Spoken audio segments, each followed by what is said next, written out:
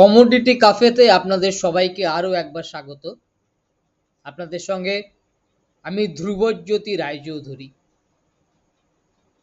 Trading এর ক্ষেত্রে one of the most powerful strategies হচ্ছে ব্রেকআউট স্ট্র্যাটেজি।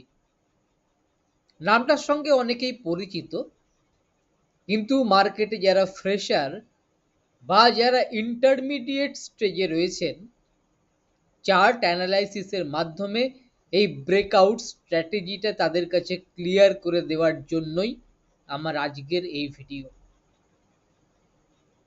প্রথমে আসুন জেনে নিই what is breakout. Breakout is such a situation where asset price, ধরে নিন নিফটি বা ব্যাংক নিফটি বা এমসিএক্স এর ক্ষেত্রে গোল্ড সিলভার, এই অ্যাসেট প্রাইস ক্লোজেস বিয়ন্ড এ স্পেসিফাইড রেজিস্ট্যান্স লেভেল, অর্থাৎ যে রেজিস্ট্যান্স লেভেলটা আগে থেকেই ঠিক করা রয়েছে সেই লেভেলটার ওপরে গিয়ে ক্লোজ করবে এবং volume supports the closing, volume এই ক্লোজটাকে সাপোর্ট করবে।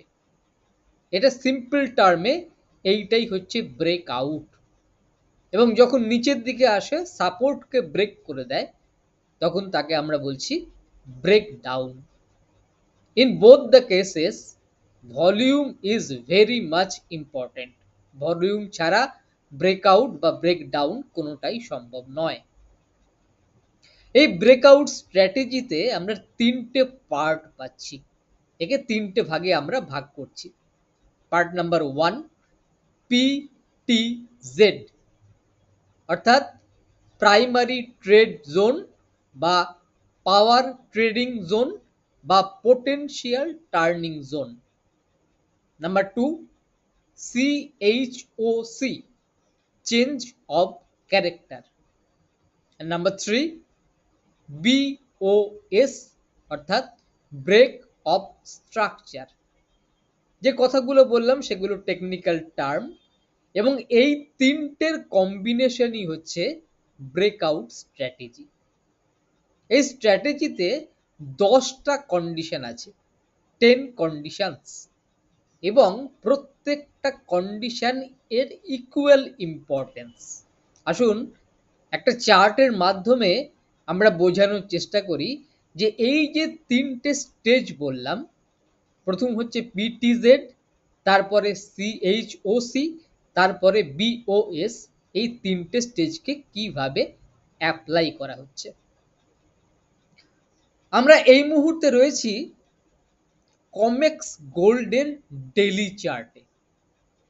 দেখুন, ছোট্ট করে যদি আমরা দেখাই তাহলে দেখতে পাবো যে 5th জুন 2025 এবং 6th জুন 2025 এই দুটো ক্যান্ডেল নিয়ে একটা পিটিজেড তৈরি হয়েছে। পিটিজেড তৈরি হওয়ার বা ভ্যালিড পিটিজেড এর কতগুলো কন্ডিশন রয়েছে, যে কন্ডিশনগুলো কিন্তু এই দুটো ক্যান্ডেল স্যাটিসফাই করেছে। যেহেতু এই দুটো ক্যান্ডেলের ফরমেশনটা বা স্ট্রাকচারটা হচ্ছে লোয়ার হাই লোয়ার লো, ফলে এই পিটিজেডটা একটা নেগেটিভ পিটিজেড, অর্থাৎ এর সেন্টিমেন্টটা কিন্তু নেগেটিভ সেন্টিমেন্ট। এই পিটিজেড এর যে হাইয়েস্ট হাই, যে দুটো ক্যান্ডেলের মধ্যে হাইয়েস্ট হাই পাবো আমরা, হুইচ ইজ 3427.7, এই মুহূর্তে সেটা আমাদের কাছে রেজিস্ট্যান্স, এবং এই দুটো ক্যান্ডেলের যে লোয়েস্ট লো পাচ্ছি, দ্যাট ইজ 3328.8, এই লেভেলটা আমাদের কাছে সাপোর্টের কাজ করবে। তাহলে আমরা পিটিজেড তৈরি করলাম 1+1 দুটো ক্যান্ডেল নিয়ে। এই দুটো ক্যান্ডেলের মধ্যে যেটা হাইয়েস্ট হাই পেলাম সেটা আমাদের কাছে এই মুহূর্তে রেজিস্ট্যান্স, এবং যেটা লোয়েস্ট লো পেলাম সেটা এই মুহূর্তে আমাদের কাছে সাপোর্ট। এবং যেহেতু এই দুটো ক্যান্ডেল পিটিজেড এর সমস্ত কন্ডিশনসগুলো ফুলফিল করেছে, ফলে এটা একটা ভ্যালিড পিটিজেড। নাও এবার আসি পরের দিনের কথায়। এই পিটিজেড তৈরি হওয়ার পরে, ফরমেশনের পরে next day which is 9th day of June, সেখানে দেখা যাচ্ছে যে ইন্ট্রাবার এই সাপোর্টের নিচে মার্কেট চলে এসেছিল, অর্থাৎ দিনের মধ্যে এই সাপোর্টটাকে ব্রেক করেছিল, হুইচ ইজ 3328.8। এই সাপোর্টের নিচে চলে এসেছিল, কিন্তু পরবর্তীকালে মার্কেট ক্লোজিং এর সময় এই সাপোর্টের ওপরে গিয়ে ক্লোজ হয়েছে। যতক্ষণ পর্যন্ত না এই সাপোর্টের নিচে এসে ক্লোজ করছে এবং যতক্ষণ পর্যন্ত না ভলিউম তাকে সাপোর্ট করছে, ততক্ষণ কিন্তু আমরা ব্রেকআউট বলতে পারি না। পরের দিন আবার এই সাপোর্টের নিচে ইন্ট্রাবার চলে এসেছিল, অর্থাৎ দিনের মধ্যে চলে এসেছিল, কিন্তু ক্লোজিং হয়েছে তার উপরে। পরের দিনও hovering around the support area, কিন্তু নেক্সট ডে দেখুন, which is 12th day of June 2025, সেখানে কিন্তু একটা higher high higher low formation হয়েছে। ফলে এই যে দুটো ক্যান্ডেল, 5th জুন এবং 6th জুনের ক্যান্ডেল, যে বিয়ারিশ সেন্টিমেন্ট দেখাচ্ছিল, সেই সেন্টিমেন্টটা কিন্তু এখানে চেঞ্জ হয়ে একটা বুলিশ সেন্টিমেন্ট তৈরি করলো। That is called change of character. আমাদের কাজ কি?